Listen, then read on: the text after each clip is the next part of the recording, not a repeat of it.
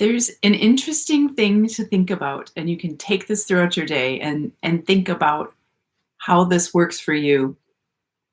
Many years ago, I observed my children speaking to a friend of theirs, and the friend was very excited about something and said, I get to do this, and my dad is taking me, and it's the only one that gets to go is me and my brother, but nobody gets to go to this place, and he knows about this, and it's special.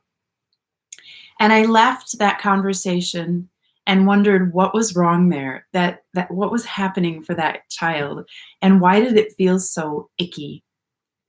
And I thought, I'm a good-natured person. I like to see people succeed, and that I would want to see him the next day and say to him, how was that experience? Because I love people and I love their experiences.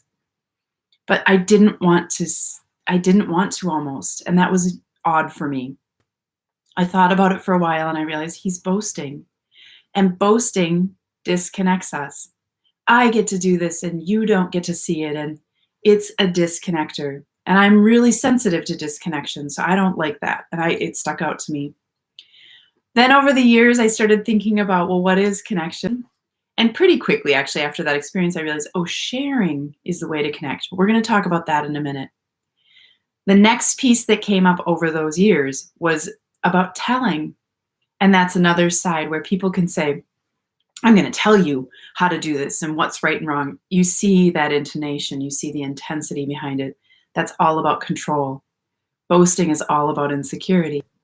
So those two need to fall by the wayside, and we need to come to the space of sharing, which is more like this.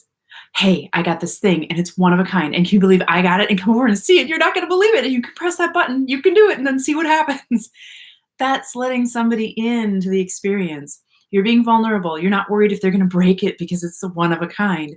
You're thinking, you might say, in concern for that, let's sit down at the table. I really want to protect this. This is the coolest thing I've ever had in my life. Those are ways to initiate into that space that's very connective. Very much, I want you to have this experience as much as I do, and I'm lucky, and you will be lucky too to have something like this happen for you. It's all about abundance. And that's the importance of sharing when we're speaking with people, and not just saying, look at what I did, or being, some of us are dismissive. Yeah, well, I did that. But we could say, yeah, check this out. Look at this. I grew this thing in the garden, and check out this funky one. It's really wild.